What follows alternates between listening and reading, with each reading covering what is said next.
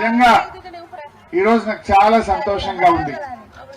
ఒక మారుమూల తండాలో సేవాలాల్ మహారాజ్ యొక్క విగ్రహాన్ని ఆవిష్కరించుకోవడం, అంబేద్కర్ గారి విగ్రహాన్ని ఆవిష్కరించుకోవడం, గాంధీజీ గారి విగ్రహాన్ని, 3 విగ్రహాలను ఒక్కరోజు ఇనాగ్రేట్ చేసుకోవడం, ఆ కార్యక్రమంలో పాల్గొనడం నా అదృష్టంగా నేను భావిస్తా ఉన్నా.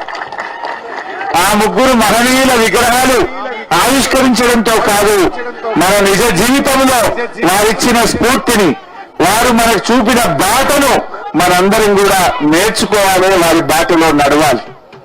ఎంత గొప్ప మహనీయులు! ఇవాళ గాంధీజీ గారు ఈ దేశానికి స్వాతంత్ర్యం తెచ్చిన మహనీయుడు, మన జాతిపిత మహాత్మా గాంధీ. ఆ రోజు గాంధీ గారు ఎలాంటి హింస లేకుండా అహింసాయుతంగా ఉప్పు సత్యాగ్రహంతో ఆయన ఎంతో పోరాటం చేసి ఈ దేశానికి స్వాతంత్ర్యం తెచ్చిన మహనీయుడు గాంధీ గారు. ఆ గాంధీజీ బాటలోనే నడిచిండు మన కేసీఆర్. ఆ గాంధీ బాటలో నడిచిండు, ఆమరణ నిరాహార దీక్ష చేసి ఈ తెలంగాణ రాష్ట్రాన్ని తెచ్చిండు మన కేసీఆర్. మరొక మహనీయుడు డాక్టర్ బాబాసాహెబ్ అంబేద్కర్. ఇవాళ నిజంగా తెలంగాణ వచ్చిందంటే అంబేద్కర్ గారు రాసిన రాజ్యాంగమే మనకు తెలంగాణ వచ్చింది. అంబేద్కర్ గారు చిన్న రాష్ట్రాలకు హక్కులు కల్పించిండు.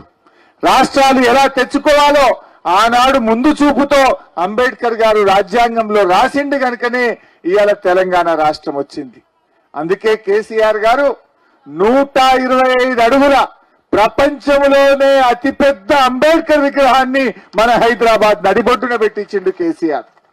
ఈ రాష్ట్రాన్ని నడిపే సచివాలయానికి డాక్టర్ బాబాసాహెబ్ అంబేద్కర్ సెక్రటరియట్ గా మన సచివాలయానికి కూడా పేరు పెట్టి ఆ మహోన్నతుడి ఆశయాలను ముందుకు తీసుకొని పోయిండు కేసీఆర్. ఇలా ఎన్నో మంచి కార్యక్రమాలు జరిగినాయి. మా సంత్ సేవాలాల్ మహారాజ్, ఇలా మా అక్క చెల్లెలు అందరూ ఉన్నారు, సేన్ రామ్,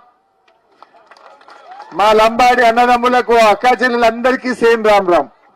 అయితే ఈరోజు సేవాలాల్ మహారాజ్ విగ్రహాన్ని ఆవిష్కరించుకున్నాం. ఎంత సంతోషం! అసలు ఎవరైనా పట్టించుకున్నారా సేవాలాల్ మహారాజును? గతంలో ఇదే కాంగ్రెస్ పార్టీ 50 ఏళ్లు పాలించింది. మన తండా గురించి ఆలోచించిందా? మన సేవాలాల్ మహారాజ్ గురించి ఆలోచించిందా? మా ఎస్టీల రిజర్వేషన్ గురించి ఆలోచించిందా? ఇలా కేసీఆర్ గారు వచ్చినాక సేవాలాల్ మహారాజ్ జయంతిని అధికారికంగా ఈ దేశంలో జరిపిన తొలి ముఖ్యమంత్రి కేసీఆర్.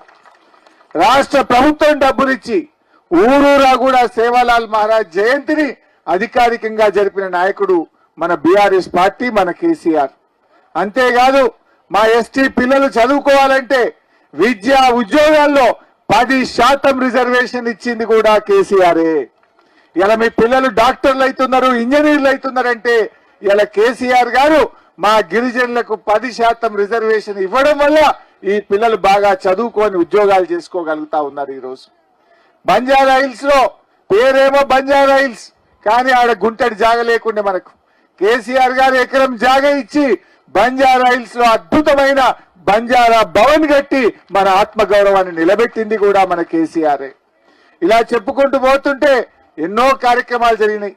తండాలు గ్రామ పంచాయతీలు కావాలని మా రాంబల్ నాయక్ ఆధ్వర్యంలో పాత రోజుల్లో LHPS పెట్టి దశాబ్దాలు పోరాడిండ్రు, కానీ ఎవరు చేయలే. కేసీఆర్ గారు మాట ఇచ్చిండు, తండాలను గ్రామ పంచాయతీలు చేసి మా రాజ్యంలో మేమే పాలించుకుంటామనే విధంగా మీ నినాదాన్ని నిజం చేసింది కూడా ఈ రోజు కేసీఆర్ గారు. అంటే ఇవాళ అన్ని సమస్యలు పరిష్కారమైనాయి. ఒకనాడు ఎండాకాలం వచ్చిందంటే మంచినీళ్లు లేక ఈ అక్క చెల్లెళ్ళు బిందెలు పట్టుకొని దూరం పోవాల్సిన పరిస్థితి. ఆ ట్యాంకర్ల వెనుకపోయి బిందెలు కొట్లాడితే సొట్టలు పడే పరిస్థితి ఉండే. కానీ కేసీఆర్ వచ్చినాక ఇంటింటికి నల్లా పెట్టిండు. ఇలా స్వచ్ఛమైన నీళ్ళిచ్చి ఏ అక్క చెల్లె బిందె పట్టుకొని రోడ్డు మీదకి రాకుండా చేసింది కేసీఆరా కాదా? మీరు ఓట్లు వేసి మీ చేతులు నొప్పు పెట్టినాయి తప్ప మంచినీళ్ళు ఇచ్చిన నాయకుడు లేడు. నీళ్లు ఇచ్చింది ఒక్కడే కేసీఆర్. తండాలు గ్రామ పంచాయతీలు చేసింది కేసీఆర్. 10% రిజర్వేషన్ ఇచ్చింది కేసీఆర్. ఇలా ఎన్నో మంచి కార్యక్రమాలు జరిగినాయి. కానీ ఇలా రేవంత్ రెడ్డి గారు, కాంగ్రెస్ పార్టీ ఎన్నో హామీలు ఇచ్చింది. చాలా మాటలు చెప్తే మీరు నమ్మిండ్రు. 10 ఏళ్లు కేసీఆర్ మంచిగానే చేసిండు, కానీ వీళ్ళేదో మరి తులం బంగారం ఇస్తారట కదా, ఆడపిల్లలకు స్కూటీలు ఇస్తారట కదా, 2 లక్షలు మాఫీ చేస్తారట కదా, ఇట్లా 2500 ప్రతి మహిళకి ఇస్తారట కదా అని చాలా హామీలు ఇస్తే నమ్మినాం మనం. అంటే ఏమైంది ఈరోజు? రేవంత్ రెడ్డి ఏడాది అద్దం పరిపాలన అయిపోయింది. ఏడాది అద్దం రేవంత్ రెడ్డి పాలన చూస్తే అంతా సగం సగం, అంతా ఆగమాగం, అంతా ఆగమాగం అయిపోయింది తెలంగాణ. ఒక్కటన్నా చక్కగా ఉన్నదా? ఏ ఒక్క స్కీమ్ అన్నా అమలైందా? ఏ ఒక్కటన్నా సంపూర్ణంగా ప్రజలకు అందుతున్నదా? ఇలా దయచేసి మీరు ఆలోచన చేయండి.